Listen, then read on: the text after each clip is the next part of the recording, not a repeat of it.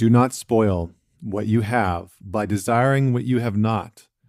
Remember that what you have now was once among the things you only hoped for. Epicurus. Welcome to the Man Talk Show. I'm Connor Beaton, and today we're going to talk about why it's so hard to find happiness and why it's so hard to maintain that joy. We're going to talk about a lot about desire and the root of desire. So what we desire are not the objects themselves. And I'm going to just digress here because I think in many ways we look outside of ourselves for the path, for the way, for some resemblance of a map to finding what brings us joy and what brings us happiness and contentment and peace. Look into building things, becoming someone. We use substances to try and create some type of spiritual experience and get lost in the ever-present knowing that maybe we don't know what happiness really is or how to find it. So we look into objects. We look to objects like I'm buying a new car, a new phone, or finding a new partner. People fantasize all the time, when things go wrong within the relationship, about how easy it would be with somebody else. And maybe they catch themselves going down the thirst trap of Instagram and, searching through and fantasizing about engaging in conversations with other partners.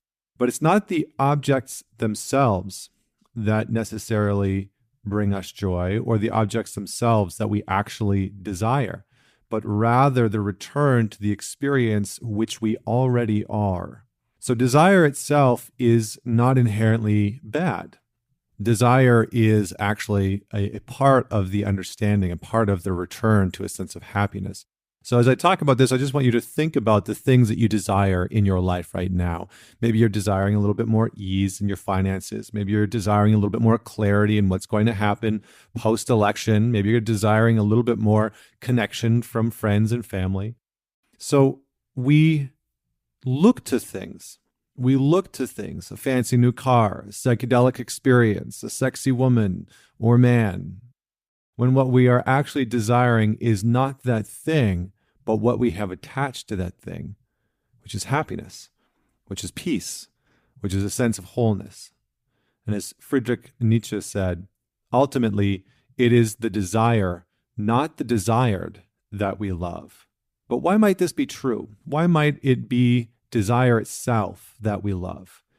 I think it's true in a sense because we crave the thing we think we desire that will bring us joy. Desire is the addiction that we crave because it has sort of cornered us and conned us into believing that it can satiate our inner emptiness, our inner loneliness, or our unhappiness. And you see this in our culture. We have a culture that has really built up a whole entire framework designed to feed that part of us, to feed that desire, to feed this addiction to desire, to desiring new things, to desiring new experiences constantly, to desiring bigger and better, to desiring more expansive, to desiring more enlightened experiences through ayahuasca or psychedelics, whatever the case may be. So we desire these things, these objects, these experiences that we hope and pray will give us a hit of the thing that we have forgotten is within us. We are seekers, my friends. We are seekers. We seek joy. We are seekers of peace. We are seekers of happiness. But we've been duped into believing that these things are not already inherently within us.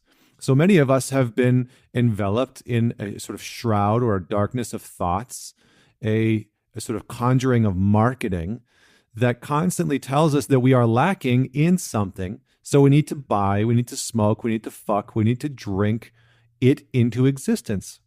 And that those things that we purchase, those things that we can potentially become, those things that we can potentially have in our lives, those people that we can be with, those things will bring a fullness into the void that we feel internally. How many times have you said this to yourself or heard a friend say this? If only I had a better partner, the perfect partner, then I'd be, or if only I had that job, or if only I had that career, if only my financial situation was, or when I buy the car or the new home or the phone, then I'll be, right? Then I'll be happy, then I'll be okay, then I think it'll be all right. If only my partner wouldn't X, Y, and Z, then I'd be fine. Sure, we get a hit of the thing we are looking for in those moments, right? When we buy the new car, we've worked really hard. And it's not to say that these things are bad. It's not to say that these things are inherently evil. It's not to say that your hard work and your efforts don't sort of demand a reward, that there isn't some sort of outcome that's going to happen on the other side of that hard work, right? Of course there is. But some last longer than others. Right? And inevitably, we come to the depressing and frustrating realization that we've outsourced our happiness to something or someone outside of us, that we have given away what is inherently and innately ours, and that we have attached that happiness to another person. And this is a part of relational death for people. Right? When we get into a relationship with someone that we idolize, right? Our twin flame, our soulmate, and we become so enamored with this person. I see this happen constantly in relationships. Or we get into a relationship with somebody that we think checks off all the boxes and it makes so much sense, only to wake up a few years later and realize that we are miserable and that we have given away our own sense of trust. We've given away our own sense of happiness. We have outsourced the skill set that is required for us to connect with and generate that within. So desire, my friends, is not an arrow pointing in the direction of the thing we really need, but rather a map that we need to turn around so that we can explore within. This is where, in many ways, peace is. We look outside of ourselves, wishing to find the things that we want to feel within. But all this requires is awareness. And it requires us looking within ourselves, which may be even more terrifying and scary of an endeavor, because what is within us might not be what we want to see. Right? For many of us, the thought of going within is the thing that we're trying to escape. Right? To be with ourselves, to be alone with ourselves, to be alone with our thoughts, to be alone with our emotions, to be alone with our pain and our fear is sometimes the hardest thing. To be with ourselves and to be with the realization that what we actually feel is never enough, that what we actually feel is alone or worthless or hopeless, that we can't find joy within us to save our lives, that we can't find happiness within us because we have outsourced all of it to social media likes, to getting comments on our posts, or making sure that our product is selling a certain amount, or making sure that our body looks a certain way, or getting validation from our partner on a daily basis. So to go within for happiness is to see our own shame, our own shadow, our own pain. It is a journey we embark on that requires us to develop the skill of self-compassion, the skill of self-care, and the skill and strength in perseverance and discipline. Because for many of us, we haven't been taught these things. I certainly wasn't. I hadn't been taught self-compassion as a child. I hadn't been taught self-care. Nobody taught me how to persevere or be disciplined. None of these things were given to me growing up. I didn't learn those things. And it's not to say that I had bad parents. It's just to say that those things weren't things that were taught to me. They weren't inherent in my household. And maybe for you, that is a very similar experience. Maybe you were never taught self-compassion. Maybe you were never taught proper confrontation or how to deal with conflict. Maybe you were never taught discipline, or the form of discipline that you were given was detrimental and was harmful. But for many of us, we feel lacking in these skills.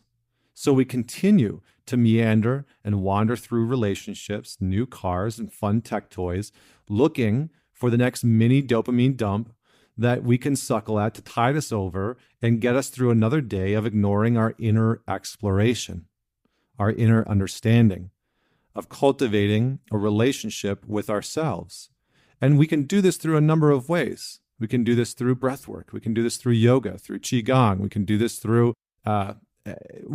through all kinds of meditation practices. There are many different forms. Shadow work is another powerful tool and vehicle for inner exploration.